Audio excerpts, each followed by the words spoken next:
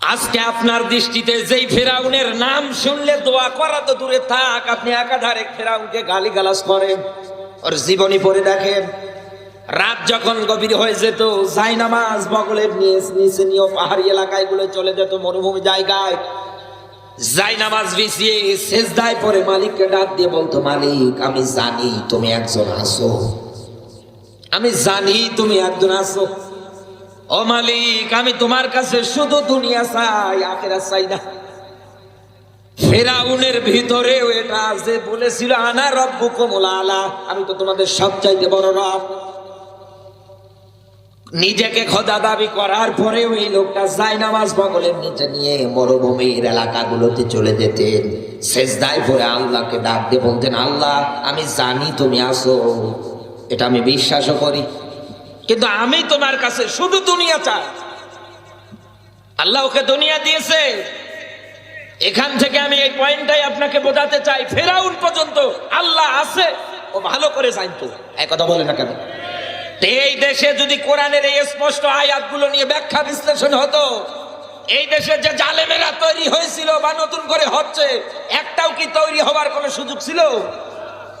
এখন যদি তাদের চাওয়া হয় যে আমি দুনিয়া চাই, রব্বানা আতিনা, শুধু দুনিয়া চাই, আল্লাহ বলেন ঠিক আছে আমি ওকে দুনিয়ায় দেই। ফেরাউন দুনিয়া পেয়ে কি সফল? সবাইকে বলা লাগবে সফল। জানা জমি সরে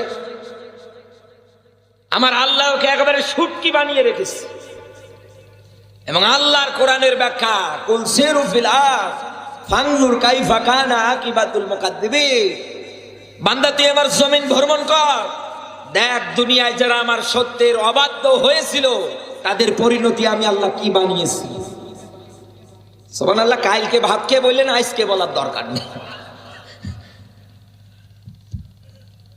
মাগুরার মুসলমানেরা, এখান থেকে আমি আপনাকে এটাই ব্যাখ্যা দিতে চাই, এই দুনিয়ার ময়দানে মালিক যেহেতু কোরআনে কারিমটা স্পষ্ট আকারে আপনার আমার উপরে নাজিল করে দিয়েছে, বিশ্ব নবীর মাধ্যমে যেহেতু আমরা এটা পেয়েছি, এখন আমাদের দায়িত্ব কর্তব্য রসুলের হাদিসের দিকেও যদি তাকান, বাল্লিগু আন্নি ওয়ালাউ আয়া, রসুলুল্লাহ জানিয়েছেন তোমরা সবাই মিলে প্রচার করো, আন্নি আমার পক্ষ হতে একটা আয়াত, একটা হাদিস, একটা ব্যাখ্যা হলেও। এখান থেকে এটাই প্রতীয়মান হয়, এই পৃথিবীর ময়দানে আল্লাহর কোরআন যদি আল্লাহ স্পষ্ট করে নাজিল করে দেয় আর রসুলের হাদিস অনুযায়ী প্রচার করা যদি সবার উপরে ফরজ হয়, এ কিতাব স্পষ্ট আকারে প্রচার করা লাগবে। এই কথা বলে, এ কিতাব প্রচার করতে গিয়ে এদিক ওদিক কোনো ব্যক্তি, কোনো দল, কোনো দিকে তাকানো যাবে না। আমার মালিক যা ব্যাখ্যা দিয়েছে সেটাই বলা লাগবে। 5ই আগস্টের আগে তো আপনাকে পুলিশ ধরে নিয়ে যাওয়ার ভয় ছিল, আপনার নামে মিথ্যা মামলা তৈরি হওয়ার ভয় ছিল কোরআনের কথা বলার কারণে। এখন তো ভয় নেই, এখন তো কোরআনের ময়দানগুলো উন্মুক্ত। আপনি স্পষ্ট আকারে জাতিকে এবার দিন কায়েমের আন্দোলন বুঝান। কারণ এই জমিনের ময়দানে বুবু শাসক একেবারে তো দেখলাম ডাবল বুবু। এক কথা বলে না কেন? এখন পৃথিবীর সব মানুষগুলো একটা জিনিস দিয়ে শাসন দেখতে চায়, সেই শাসনটাই হচ্ছে আল্লাহর কোরআনের। এ দাবির পক্ষে আমরা আছি তো। মাগুরের মুসলমানেরা চায় যে জমিনে আল্লাহর কোরআন দিয়ে বিচার ব্যবস্থা সব কিছু কায়েম হোক, আমরা চাই। এ দাবি যদি আপনার থাকে, আপনি যদি করছেন, তাহলে এবার আপনাকে আমি কন্ডিশন দিচ্ছি আল্লাহর কোরআনের স্পষ্ট আকারে। এতদিন আপনার দৃষ্টিতে মানুষ রাজনীতি করত, তাদের রাজনীতিগুলোর নিয়ম সিস্টেম দেখেন, তাদের মন মতো না হলে আয়না ঘর বানিয়ে আটকিয়ে রাখত। তাদের মতের বিরুদ্ধে গেলে আপনার নামে হাজারো মিথ্যা মামলা দিয়ে মাগুরা কেন্দ্রীয় কারাগারের মধ্যে আটকিয়ে রাখত। এই কথা বলেন। এইরকম রাজনীতির সঙ্গে দুনিয়ায় যারাই যুক্ত হয়েছিল, এবার ইসলাম কি বলে, ওদের জীবন জিন্দেগি কেমন, ওরা কি দুনিয়ায় সফলে রাজনীতি করে না? আল্লাহ পাক বলেন, মাইয়া বতাকি গায়রাল ইসলামি দীনান ফালাইয়ুকবালা মিনহু, বলেন আল্লাহু আকবার। সূরা আলে ইমরান 3 নম্বর সূরা, এটা পাবেন আপনি 85 নম্বর আয়াতের ব্যাখ্যায়। আল্লাহ তাআলা বুঝিয়েছেন, ইসলাম বাদ দিয়ে, কোরআন বাদ দিয়ে দুনিয়ায় কেউ যদি ব্যক্তি চালায়, পরিবার চালায়, সমাজনীতি করে, অর্থনীতি করে, রাজনীতি করে, এভরিথিং অল, আল্লাহ তাআলা বলেন ফালা ইউকবালা মিনহু, একটাও কবুল করবে না কে? আরো জোরে বলেন। আমি কিন্তু বলেছি আল্লাহর কোরআন স্পষ্ট, আমি ব্যাখ্যাও করব স্পষ্ট। ইসলামবাদ যদি রাজনীতি হয়, কারণ ইসলামবাদ দিয়ে রাজনীতি করতে গেলে ওই রাজনীতি তো অবিচার হওয়া সম্ভব, ওই রাজনীতিতে মানুষের নামে মিথ্যা মামলা দেওয়া সম্ভব। এই কথা বলে। কিন্তু আল্লাহর কোরআন দিয়ে রাজনীতি করেছিলেন বিশ্বনবী মুহাম্মদুর রাসূলুল্লাহ সাল্লাল্লাহু আলাইহি ওয়াসাল্লাম। তিনি তো কারো নামে মিথ্যা মামলা দেয়নি। এক কথা বলে না কেন? তিনি তো কাউকে কষ্ট দেয়নি, তার কাছে সবাই সমান ছিল। ইসলাম প্রচার করার আগে 1 থেকে 40 বছর বয়সের মাঝখানে সময়ে লোকজন টাকা পয়সা এনে নবীর কাছে আমানত রাখতো, গচ্ছিত রাখতো। নিজের মাকে বিশ্বাস করতো না, বাবাকে বিশ্বাস করতো না, নবীজির কাছে না সম্পদ রাখতেন। আর বাংলাদেশে আপনি এমন রাজনীতি করে, আপনার রাজনীতিতে এতগুলো মানুষের ভোট নামক আমানতের সব খেয়ানত করে বসে আছে। হ্যাঁ, বিশাল দাবি করে, দাড়ি মুখে দিয়ে মাথায় টুপি দিয়ে বলছে, হ্যাঁ আমি তো নবীর উম্মত। রাসূলুল্লাহ তার জীবনে আমানতের খেয়ানত করেনি। কাফিরেরা সম্পদ আনি টাকা পয়সা জমা করে রাখতে, 3 দিন 7 দিন পরে এসে ডাক দিয়ে বলতেন, হুজুর আমার সেই সম্পদ কোথায়? যার যেমন পুটলা সম্পদের, নবীজি ওই রকম ভাবে তার হাতে উঠিয়ে দিয়েছেন। চিৎকার মেরে বলেন আল্লাহু আকবার। তিনি তো রাজনীতি করেছেন, তার রাজনীতিতে তো এরকম আমানতের খেয়ানত হয়নি। কিন্তু আপনি আজ ইসলাম বাদ দিয়ে রাজনীতি করার কারণে শুধু এই রাজনীতিটা হচ্ছে আপনার পেট পুতার জন্য। কত নিরপরাধ মানুষের নামে মিথ্যা মামলা দিয়ে লক্ষ লক্ষ টাকার মালিক আপনি রাতারাতি হয়েছে। এমনকি বয়স্ক ভাতার নামে, বিধবা ভাতার নামে টাকা পয়সাগুলো পর্যন্ত আপনার বাবার অ্যাকাউন্টে ঢুকিয়েছে। এদেশে কত নেতাকে দেখলাম গো, ব্রিজের টাকা মেরে, জনগণের টাকা মেরে, এতিমদের টাকা মেরে, ও বউকে ফোন করে বলছে, ও শেফালির মা, বেলাদিন হয় বিউটি পার্লারে সাজো না, একটু সেজে আসো। এক কথা বলে না, এরকম বাংলাদেশে মনে হয়নি, না হয়নি। এই দুনিয়ার ময়দানে ইসলাম বাদ, এক কথায় আল্লাহর কোরআনের নিয়ম নীতি গুলো বাদ, এক কথায় কেউ যদি কাজে লিপ্ত হয়, আল্লাহ পাক বলেন ওরে একটা ইবাদত বন্দেগী সেজদাও যিনি কবুল করছে না তিনি কে? তাহলে এখন আপনি চিন্তা ভাবনা করেন তো, ইসলামী রাজনীতির ক্ষেত্রে, দলের ক্ষেত্রে আল্লাহর বৈশিষ্ট্য কেমন? এখানে আমি কোন দলের প্রচারণা করতে আসি নাই, আমি কোন দলকে হাইলাইট করার জন্য এই জায়গার মধ্যে আসি নাই। যেহেতু আল্লাহর স্পষ্ট আয়াত আপনাকে মানাই লাগবে, এটা আমার উপরে যেমন মানা ফরজ, আপনার উপরেও মানা 100 ফরজ। এই দুনিয়ার ময়দানে আল্লাহর কোরআন জানালো, ইসলাম বাদ দিয়ে রাজনীতি, পরিবার নীতি, সমাজনীতি, অর্থনীতি যেটাই হোক না কেন কবুল করবে না কে? আহুয়া ফিল আখিরাতি মিনাল খাসিরিন, এই লোকটা কিয়ামতের ময়দানে ক্ষতিগ্রস্তের কাতারে পর্যন্ত দাঁড়াবে। এবার আসেন তো আল্লাহর ব্যাখ্যা কি? সূরা আলে ইমরান 3 নম্বর সূরা 4 নম্বর পারার 104 নম্বর আয়াতটা দলিল দিচ্ছে। এবার লেখেন, আল্লাহ পাক বলেন, ওয়ালতাকুম মিনকুম উম্মাতুন ইয়াদউনা ইলাল খায়র, তোমাদের মধ্যে একটা দল থাকা দরকার। এ কথা বলে কে? আরো জোরে বলেন। আল্লাহ তাআলা বলেন তোমাদের মধ্যে একটা দল থাকা দরকার, যেই দলটা মানুষদেরকে সৎ কাজের আদেশ দেবে, ইয়ামুরুনা বিল মা'রুফ, সৎ কাজে আদেশ দেবে। এই বাংলাদেশে মিলিয়ে দেখেন, এই 16-17 বছরে দুনিয়ায় যারাই যাদের জবান দিয়ে সৎ কাজের আদেশ দিতে গিয়েছিল, তাদের নামে মিথ্যা মামলার ডজন ডজন ভরা হয়ে গিয়েছিল। আল্লাহর ব্যাখ্যা, শুধু সৎ কাজে আদেশ দিয়ে ওরা বসে থাকবে না, চুপ করে থাকছে না। দুনিয়ায় যত অসৎ কাজ আছে সবগুলো একাধারে বন্ধ করে দেবে। এখন আমি আপনার কাছে দাবি রাখি, মাগুরাবাসী, এত এতদিন তো আপনি সৎ কাজের আদেশ দিতে গিয়ে মার খেয়েছেন, নির্যাতিত হয়েছেন, তারপরেও আপনি পিছু হতে আসেননি। যেহেতু আল্লাহর ব্যাখ্যা, তোমাদের মধ্যে একটা দল থাকা দরকার, আর এই দলের মধ্যে এই বৈশিষ্ট্যগুলো লাগবে। এতদিন তো আপনি নির্যাতিত হয়েছেন, কিন্তু এখন তো সময় এসেছে সবাই হাতে হাত রেখে একতাবদ্ধ হয়ে সামনের দিকে গিয়ে গিয়ে এই জমিনে যত সব কাজ আছে সব চালু করে দেয়। কারণ আল্লাহর কোরআনের ব্যাখ্যা, ইন্নাল্লাযীনা আমানু ওয়া আমিলুস সালিহাত, বলেন আল্লাহু আকবার।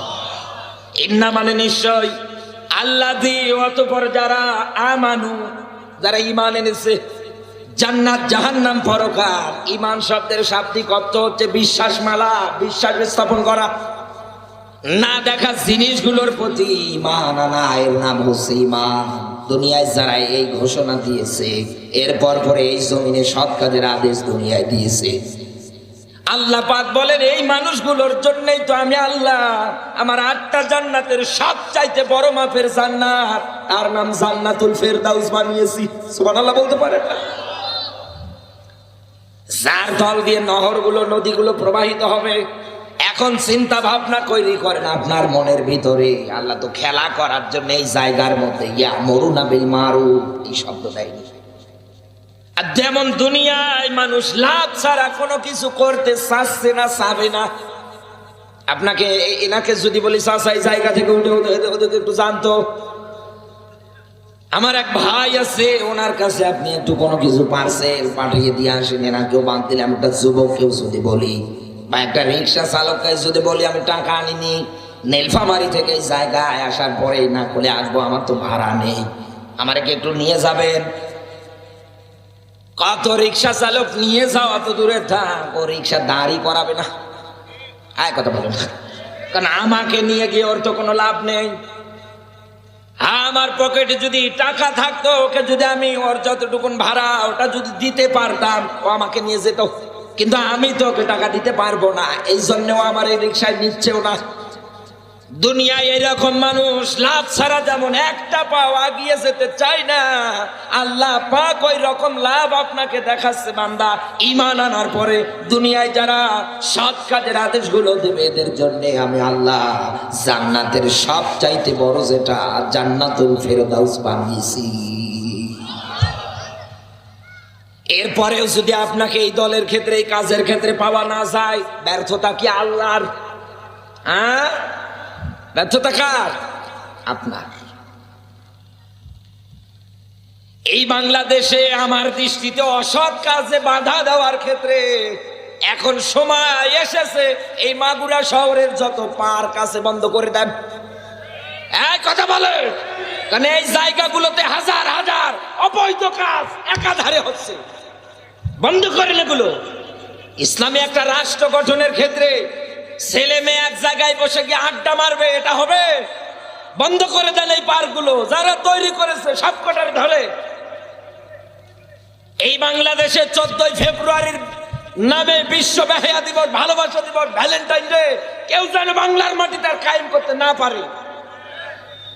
এগুলো তো টাটকা অসৎ কাজ। আপনি যদি বন্ধ না করেন, কিয়ামতে আল্লাহর সামনে দাঁড়িয়ে আয়াতে জবাব দেওয়া লাগবে। এখন চিন্তা ভাবনা করেন, নিজেই করেন চিন্তা ভাবনা, আপনি কি করবেন? যেখানেই তাকাচ্ছেন ওই জায়গাগুলোর মধ্যে এরকম অসৎ কাজ ভরে গিয়েছে। রাতের বেলা চলাচল করার ক্ষেত্রেও তাকান, কত জায়গায় কত জেলায় ছিনতাই, চুরি একাধারে কিন্তু বেড়ে যাচ্ছে। বাংলাদেশে এগুলো করছে কারা? এই ব্যাপারে কারো কোনো মতবাদ নেই। কথা বলে না কেন? কারো কোনো মতবাদ আছে? কারো কোনো মতবাদ আছে? অথচ আল্লাহ নিরসন হাজার হাজার বছর আগে কোরআনে দিয়েছে। ফাত্তাউ আইদিয়াহুমা, স্পষ্ট আয়াত সূরা মাইদা 4 নম্বর সূরা 5 নম্বর পারা 38 নম্বর আয়াত। চোর মহিলা হোক পুরুষ হোক যেই হোক না কেন, ধরে ওর হাতের জায়গায় হাত থাকা চলবে না। ও যদি স্বভাবে চুরি করে, অভাবে না পড়ে, একথা বলে না কেন, ওর হাত কেটে দেন। দেখবেন এই দেশে চুরি ছিনতাই রাহাজানি থাকবে। এই মিডিয়াগুলো দিয়ে ভিডিও করে দিন, সব জায়গায় প্রচার হোক, দূর দূরান্ত থেকে লোকজন দেখবে যে না, বাংলাদেশ নামে একটা রাষ্ট্র আছে, ওই দেশে চোরের হাত কাটার আইন কায়েম হয়ে গিয়েছে। এ বাংলাদেশে চুরি থাকবে? কিন্তু না, আপনি দেখেছেন আপনার চোখ দিয়ে এই মাগুরা জেলার বিভিন্ন জায়গায় চোরের বিচার হয়েছে। বিচার যে হয়নি, হ্যাঁ হয়েছে। কাদের? অভাবে চুরি করার ক্ষেত্রে মূলো চুরি করেছে, বেগুন চুরি করেছে, একথা বলে না কেন, চাউল চুরি করেছে, যেও একটা মাইক দিচ্ছে না ও গিয়ে একটা মাইক দিচ্ছে। এই বিচারের ক্ষেত্রে কি দুনিয়ায় চোর বিদায় করা সম্ভব? আরো জোরে বলে সম্ভব? সম্ভব না। আমার বন্ধুরা, দুনিয়ায় যেহেতু ইসলাম বাদ দিয়ে কেউ যদি কোনো কিছু চালায় ওটা কবুল করবে না আমার আল্লাহ। এই জন্য আমি এই পয়েন্টটার দিকে আপনাকে টান দিয়ে নিয়ে আসলাম। ও মাগুরাবাসী, এবার আল্লাহর ব্যাখ্যাটা চমৎকার করে আল্লাহ নিজে দিলেন। আউলাইকা হুমুল মুফলিহুন, এই মানুষগুলো আমি আল্লাহর কাছে সফল কাজ। সুবহানাল্লাহ বলতে পারেন না? এখন আপনার কাছে আমার প্রশ্ন, এই দুনিয়ার ময়দানে সফলতার মাপকাঠি যদি আপনি অর্জন করতে চান, আদায় করতে চান, তাহলে আপনাকে এবার আল্লাহর দৃষ্টিতে কন্ডিশন আকারে নেওয়া লাগবে। দেখি তো আল্লাহর কোরআনের আয়াত কি ব্যাখ্যা দিচ্ছেন। আমরা এই জায়গায় যারা বসে আছি আমাদের জবান দিয়ে এখন আমরা সবাই চাই যে আল্লাহর সফলতা আমরা যেন দুনিয়ায় পাই। একথা বলে না কেন? দুনিয়ায় সফল কামের পথে থেকে আমি যেন মারা যাই, আমার মালিক যেন কোনোভাবেই আমার উপরে কোনো দিক দিয়ে নারাজ না হয়, আমার মালিক যেন কোনোভাবেই আমার উপরে রাগ না করে। এটা যেহেতু আমরা সবাই চাই, এই দুনিয়ার ময়দানে কোন কাজটা করলে মালিককে রাজি খুশি রাখা যাবে, দুনিয়ায় সফল কামের কাতারে থাকা যাবে, এইবার ওই রকম একটা আয়াত আমরা সামনের দিকে পড়ে এবার কোরআনে কারিমের তাফসিরের ভিতরে প্রবেশ করব। যেহেতু লিখে দিয়েছেন তাফসিরুল কোরআন মাহফিল, আমার যতটুকু জ্ঞান আছে আল্লাহ দিয়েছে, আমি ওই আকারে আপনাকে এবারে আয়াতটা থেকে বাংলানুবাদ থেকে শুরু করে ঐতিহাসিক প্রেক্ষাপট থেকে শুরু করে বাস্তব সমাজের হালচাল বর্ণনা করছি। আল্লাহ পাক বলেন, ইন্নাল্লাহা ইউহিব্বুল্লাযীনা ইউকাতিলুনা ফি সাবিলিহি। বলেন আল্লাহু আকবার। সূরা সাফ 61 নম্বর সূরা 28 নম্বর পারার প্রথম নাম্বার উপর 4 নাম্বার আয়াত এটা। আল্লাহ পাক বলেন, দুনিয়ায় আমার ভালোবাসার নৈকট্য তোমরা কি পেতে চাও? আমাগুরার মুসলমানেরা, এই দুনিয়ায় আমাদের রাজনৈতিক দলটা আলাদা হতে পারে, চলার ক্ষেত্রে দুনিয়ায় বসবাসের ক্ষেত্রে আমরা বিভিন্ন মতভেদের মানুষ হতে পারি, কিন্তু আল্লাহর ভালোবাসার নৈকট্য পাওয়ার ক্ষেত্রে কারো কি কোনো দ্বিমত আছে? এখান থেকে এটাই আমরা একবারে সবাই স্বীকার করে নিলাম, মালিকের ভালোবাসা পাওয়ার ক্ষেত্রে আমাদের কোনো দ্বিমত নেই। আমরা সবাই একবারে চাই যে মালিক যেন আমাদের ভালোবাসে। এ দাবি দুনিয়ায় যারা রাখলেন এখন এই মুহূর্তে আমার সামনে, আপনার এই দাবির সঙ্গে আপনি যেহেতু একমত, আল্লাহ কিন্তু রেকর্ড করে ফেলেছে। এবার কিন্তু মত অন্যদিকে ঘোরালে আপনি পার পাবেন না। এইবার মালিক ভালোবাসার ক্ষেত্রে আপনাকে কর্মসূচি দিচ্ছে, ইউকাতিলুনা ফি সাবিলিহি। বলেন আল্লাহু আকবার। এ বান্দা, এই দুনিয়ার ময়দানে আমার ভালোবাসার নৈকট্য যদি পেতে চাও, 1 নাম্বার কন্ডিশন আমি আল্লাহ তোমাকে দিচ্ছি, এই জমিনের ময়দানে আমার রাস্তায় আমার পথে তোকে লড়াই করা লাগবে, সংগ্রাম করা লাগবে। এখন হয়তো বলতে পারেন এই জায়গার মধ্যে তো অন্য কোনো আয়াত দিতে পারতেন, যেমন আমরা অন্য আয়াত পেয়েছি কি মালিকের ভালোবাসা পাওয়ার ক্ষেত্রে, ফাত্তাবিউনি ইউহিব্বুকুমুল্লাহ। হে নবী, আপনাকে দুনিয়ায় যারা অনুসরণ করবে আমি আল্লাহ বলছি এদেরকে আমি আল্লাহ ভালোবাসবো। সুবহানাল্লাহ বলতে পারেন? এই জায়গার মধ্যে আমার আল্লাহ কথা চেঞ্জ করে দিলেন কেন? এই জমিনের ময়দানে আপনার দৃষ্টিতে নামাজ পড়া যেমন ফরজ, রমজান মাস আসলে রমজানে রোজাগুলো 16-17 ঘন্টা না খেয়ে আদায় করা যেমন ফরজ, নিসাব পরিমাণ সম্পদের মালিক হলে আপনার উপরে যাকাত বিধান যেমন ফরজ, আপনার উপরে সম্পদশালী হলে হজ করা যেমন জীবনে একবার ফরজ।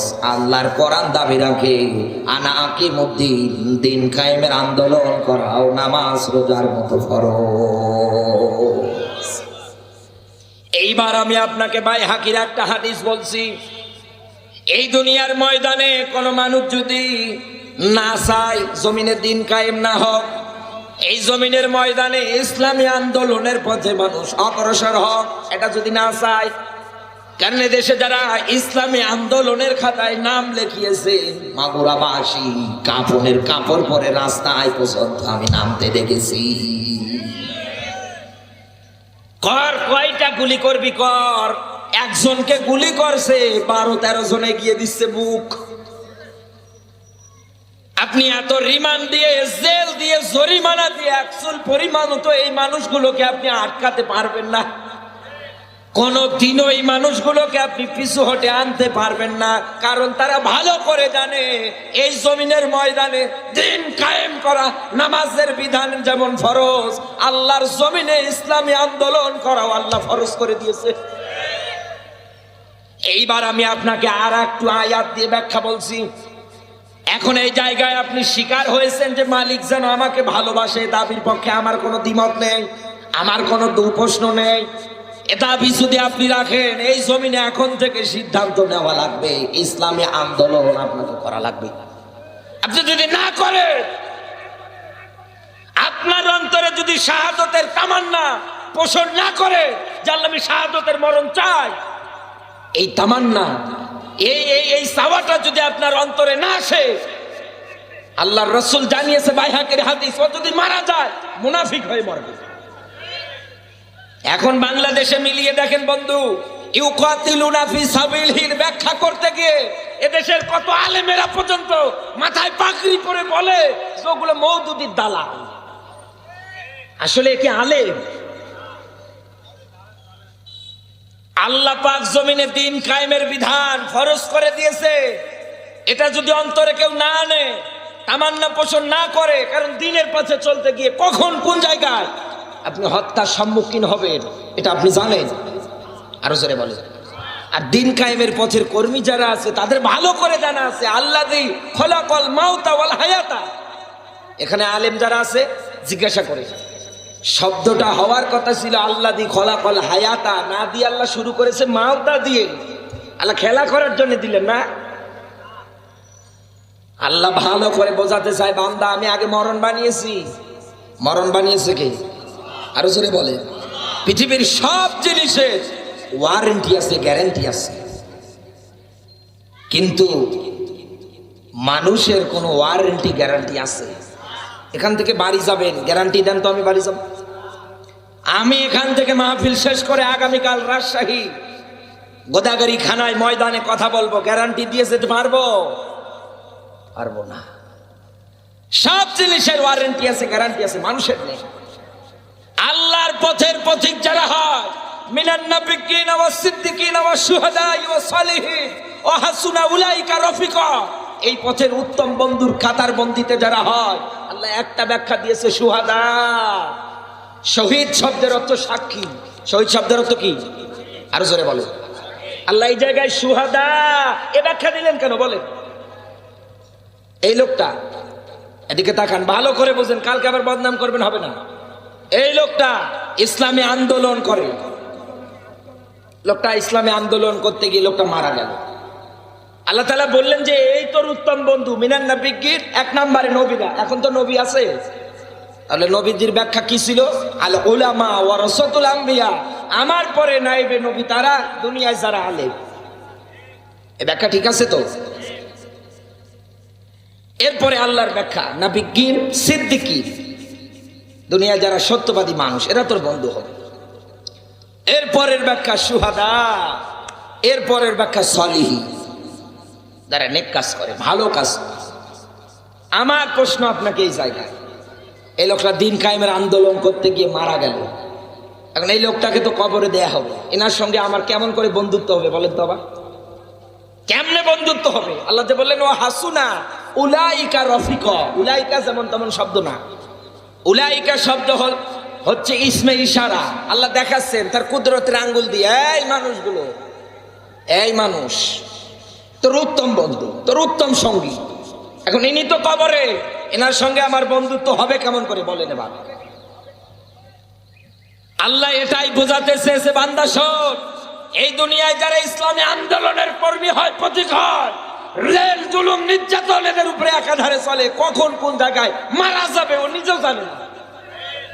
ও যতদিন দুনিয়ায় বেঁচে থাকবে তোর সঙ্গে ওর বন্ধুত্ব হবে, তোর সঙ্গে চলাফেরা হবে, এই কথা বলে সর্বদিক দিয়ে ওকে তুই সাপোর্ট করবি, ভালোবাসবি, মহব্বত করবি। কিন্তু আমরা এদেশে এমনও মুসলমান আছে, এদেশের মাগুরা জেলার পুলিশ জানতো এই লোকটার বাড়ি কোনটা, দেখিয়েছে কে? আমরা। এই লোকটাকে চিনতো ওনারা, নাম লিখে দিয়ে এসেছে কে? আমরা। তাহলে হিসাব তো মিলিয়ে দেখে। আমার বন্ধুরা, এই পৃথিবীর ময়দানে কেন আপনি আল্লাহর পথে লড়াই সংগ্রামের দিকে এগিয়ে আসবেন না? আল্লাহর কত সুন্দর ব্যাখ্যা। বান্দা দুনিয়ার ময়দানে আমার পথে লড়াই করতে গিয়ে তুমি যদি নিহত হয়ে যাও, আমি আল্লাহ তোকে তো আদর করে কিয়ামতের ময়দানে আমল নামাটা ডান হাতে উঠিয়ে দেব।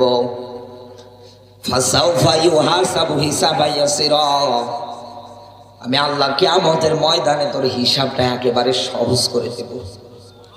বিশ্ব নবীর মতো মহামানব মালিককে ডাক দিয়ে পর্যন্ত বলেছিলেন, আল্লাহ তুমি আমার হিসাবটা সহজ করে দিও। দুনিয়ায় যারা জান্নাতি সার্টিফিকেট প্রাপ্ত আবু বকর হাউমাউ করে কাঁদতেন, ডাক দিয়ে বলতেন, মালিক মানুষ বানিয়েছো, কিয়ামতে যদি সামনে দাঁড় করিয়ে বলো আবু বকর একটা গ্লাস পানি খাওয়ার হিসাব দেওয়ার জান্নাতে যাও, আমি আবু বকর এই হিসাবটা দিতে পারবো না। হযরত ওমরের মতো মানুষগুলো কান্না করতেন, যেই মানুষগুলোকে নবীজি দুনিয়ায় জিন্দা থাকাকালীন অবস্থায় বলেছেন এরা জান্নাতি, যাদের আমল হচ্ছে আকাশের তারকারাজির চাইতেও লক্ষ লক্ষ কোটি কোটি গুণ বেশি। এনারা দুনিয়ার ময়দানে কান্না করতেন, হিসাব যদি মালিক নেওয়া শুরু করে আমার তো দেওয়ার মতো কোনো কায়দা নেই, আর আপনার আমার তো কোনো চিন্তাই নেই। এই জন্যই তো আমি নীলফামারী থেকে আপনার ভিতরে চিন্তা তৈরি করে দিতে এসেছি। কারণ আল্লাহর কোরআন আমাকে জানিয়েছেন পৃথিবীর ময়দানে, কোরআন আমি আল্লাহ নাযিল করেছি স্পষ্ট আকারে, সূরা নাহলের 44 নম্বর আয়াত। এ নবী, দুনিয়ার ময়দানে জিন্দা মানুষ যারা হবে তাদের সামনে আপনি কোরআন দিয়ে ব্যাখ্যা করবেন। এ নবী, এই ব্যাখ্যা শোনার পরে দুনিয়ায় যারা আপনার কণ্ঠে কোরআনের কথা শুনবে, কিয়ামতের আগ পর্যন্ত যারাই প্রচার করবে আর যারা শুনবে, এদের উভয়ের দায়িত্ব হচ্ছে ওয়ালা আল্লাহুম ইয়াতাফাক্কারুন, তারা দুনিয়ায় চিন্তা ভাবনা করবে। এই চিন্তা ভাবনাই তো আমি আপনার ভিতরে তৈরি করতে দিতে এসেছি। কোরআনের আয়াত দুটো দিয়ে দিয়ে আমি আপনাকে দিন কায়েমের পথে উদ্বুদ্ধ করতেছি। বন্ধু, আপনাকে আল্লাহ আদর করে আমল নামাটা ডান হাতে দেবে, এটা 1 নাম্বার পুরস্কার কোরআনের আয়াত দিয়ে। 2 নাম্বারে কিয়ামতের ময়দানে আপনার কোনো হিসাব আমার আল্লাহ নেবে না, একবারে হিসাব সহজ করে দেবে। এইবার রাসূলের হাদিস বলছি, বিশ্ব নবী জানিয়েছেন দিন কায়েমের পথের প্রতীক যারা হয়, আল্লাহর পথে লড়াই সংগ্রাম করতে গিয়ে যারা নিহত হয়ে যায়, রাসূলুল্লাহ জানিয়েছেন রক্তের ফোঁটা জমিনে পড়ার আগেই আমার আল্লাহ ওই মানুষগুলোরে মাফ করে দেয়। বিশ্ব নবী জানিয়েছেন কবরের মধ্যে এদের কোনো আযাব নেই, হাসরের ময়দানে এদের কোনো পেরেশানি নেই। এমনকি আল্লাহ কিয়ামতের ময়দানে এই মানুষগুলোকে ডাক দিয়ে বলবে, বান্দা তোর আহাল বর্ডার থেকে আজকে 70 জন মানুষের জন্য আমার কাছে সুপারিশ কর, আমি আল্লাহ আজকে সুপারিশ কবুল করব। মাস আর মুআব্বিসের ঘটনা শোনেন আর কান্না করে করে বাড়ি যান। কি ঈমান তাদের! ইসলামের জন্য দুইটা সন্তান কুরবানি হয়ে গেল। এই শব্দগুলো ব্যাখ্যাগুলো আপনার মাঝে সুন্দর করে একাধারে বলে যায় মাগুরাবাসী, কিন্তু কি শিক্ষা আছে এই জায়গা থেকে আপনি একটা বারও তো নিতে পারেন না। মাস আর মুআব্বিসের মা বাড়িতে অস্ত্র নেই, খেজুর গাছের বাকল হাতে উঠিয়ে দিয়ে বলছে, যা জিহাদের ময়দানে যা। আমি তো চাই কিয়ামতে দুইটা শহীদের মা হিসাবে দাঁড়াতে। আর আপনি এমন মা বাবা হয়ে বসে আছেন, আপনি আগেই ডিসাইড করেন আমার ছেলে বড় হয়ে ডিপজল হবে। এক কথা বলে আপনি এতটুকুন গর্ববোধ করে বলতে পারেন না যে আমার ছেলেকে আমি ইসলামী আন্দোলনের কর্মী বানাবো, আমার মেয়েটাকে আমি ইসলামী আন্দোলনের পথে দিয়ে দেবো, আল্লাহ তুমি কবুল করে নিও। আপনার তো এ তামান্না নেই। কোরআনের এর সাইটার উত্তম ব্যাখ্যা কি হতে পারে? আল্লাহ পাক বলেন, ইয়া আইয়ুহাল্লাযীনা আমানু হাল আদুল্লুকুম আলা তিজারাতিন তুনজিকুম মিন আযাবিন আলীম।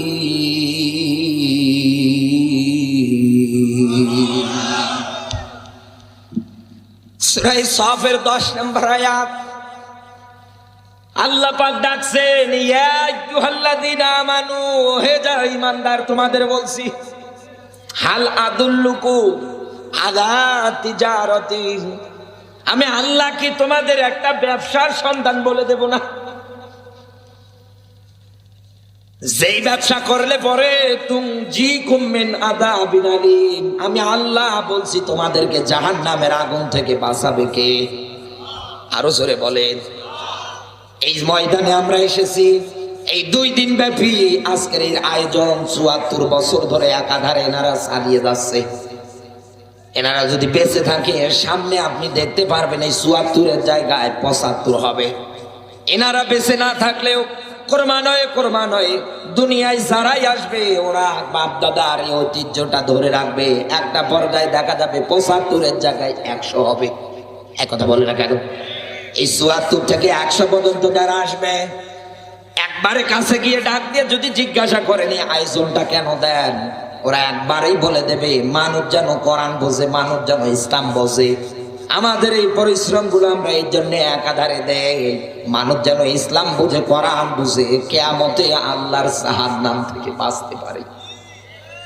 এই উদ্দেশ্য ছাড়া তাদের কোনো আর উদ্দেশ্য নেই। মানুষের ব্যক্তিটা যেন চলে কোরআন দিয়ে, মানুষের সমাজনীতিটা হয় যেন কোরআন দিয়ে, রাজনীতিটাও হয় যেন কোরআন দিয়ে। এই চাওয়া পাওয়ার ক্ষেত্রে তারা একমত। এই জন্যই 2 দিন ব্যাপী এত টাকা পয়সা খরচ করে আপনাকে কোরআন শোনানোর আয়োজন করেছে।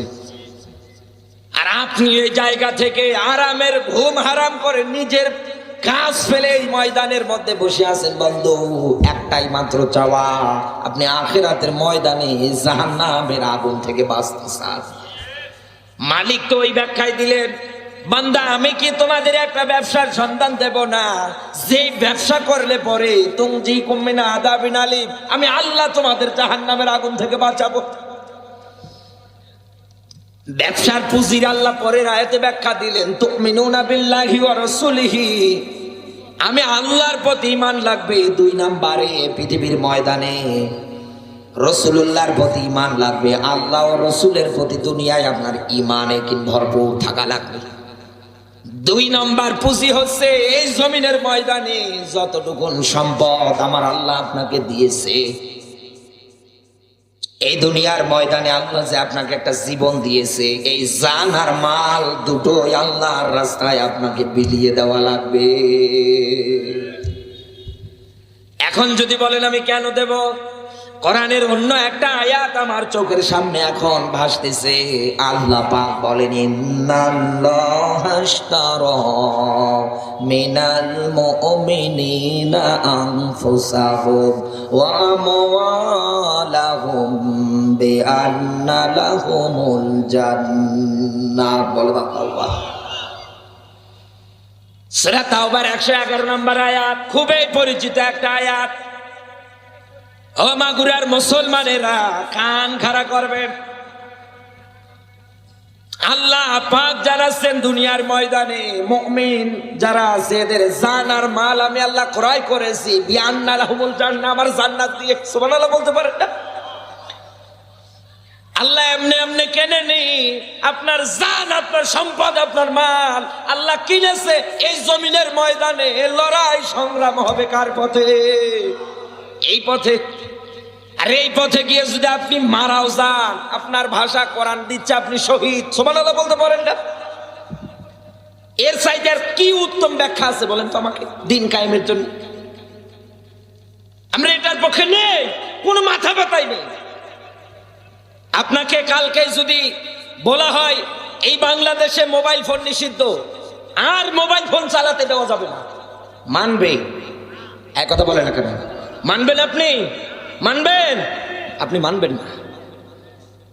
শুধু এই জেলার মানুষ না, আমার নীলফামারী জেলা থেকে 64টা জেলার মানুষ আন্দোলন করবে। হ্যাঁ, মোবাইল ব্যবহার করা নিষিদ্ধ কেন? কোন কারণে নিষিদ্ধ হবে? জীবন দেবে তবু মোবাইল চালানোর জন্য আইন পাশ করবে। এক কথা বলে। কিন্তু আল্লাহর জমিনে আল্লাহ যে দিন কায়েমের আন্দোলন করতে বলেছে, এটা দুনিয়া থেকে বিদায় করার জন্য হাজারো মানুষ চেষ্টা চালাচ্ছে। তাদের বিরুদ্ধে আপনার কোনো প্রতিবাদ নেই, কোনো পদক্ষেপ নেই।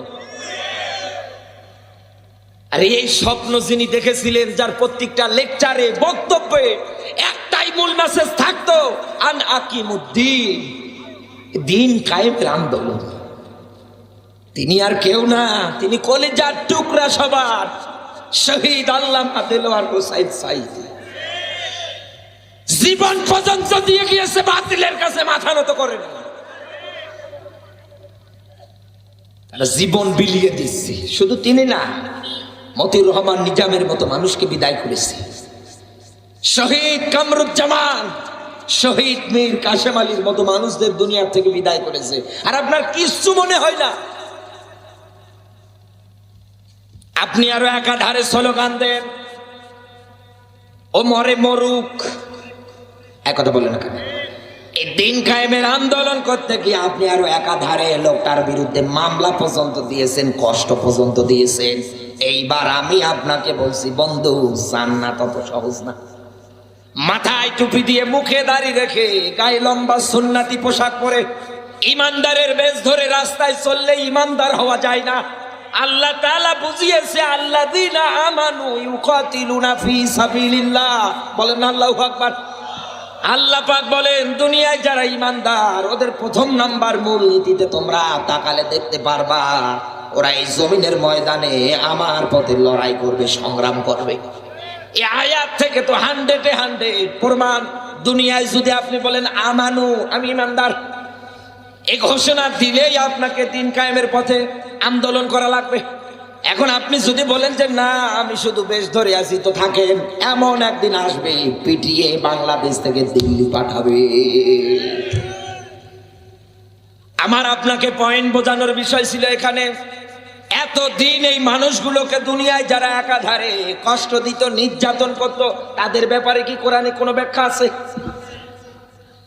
আছে তো আমরা সবাই জানি, তবে আমাদের এবার বের করা লাগবে কোন জায়গায় আছে। সূরা বুরুজ 85 নাম্বার সূরা 30 নাম্বার পারার, এটা পাবেন আপনি 10 নাম্বার আয়াতের ব্যাখ্যা। আল্লাহ পাক বলেন, ইন্নাল্লাযীনা ফাতানুল মুমিনিনা ওয়াল মুমিনাত। ইন্না মানে নিশ্চয়, আল্লাযী অতঃপর যারা। এখানে আমি আগেই বলেছি, অনেক আলেম ওলামারা বসে আছে যাদের জুতো টানা যোগ্যতা পর্যন্ত আল্লাহ আমার দেয়নি।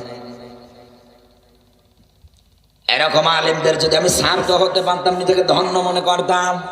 আমাগুরার মুসলমানেরা জিজ্ঞাসা করেন ওই আলেমদেরকে, আমার আল্লাহ আয়াতটার মধ্যে ফাতানু শব্দটা যে দিয়েছে, ফাতানু মানে বিপদে ফেলা, কষ্ট দেওয়া। দুনিয়ায় কাদেরকে কষ্ট দেবে, কাদেরকে বিপদে ফেলাবে, সেই সিরিয়াল করে আমার আল্লাহ উল্লেখ পর্যন্ত করেছে। মুমিন শব্দটা পুরুষবাচক, মুমিনাত শব্দটা স্ত্রীবাচক।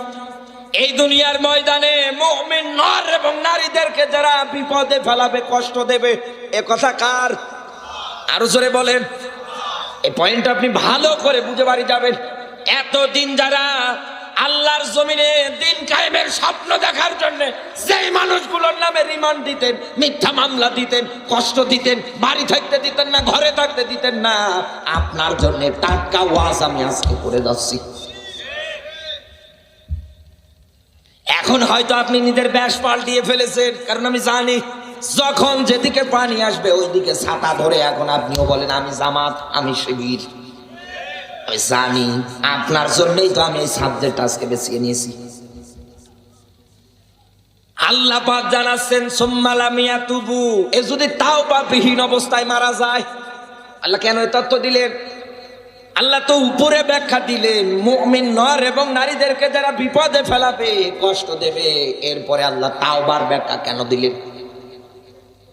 ফালাহুম আযাবু জাহান্নাম, এটা যদি দিতেন মানতাম যে কষ্ট দিলেই তো ওদের জাহান্নামে যাবে। কিন্তু আমার আল্লাহ এই জায়গায় একটা সুন্দর ব্যাখ্যা গোপন করে দিয়েছে, যা আপনার এই ছোট্ট মেধায় ধরছে না।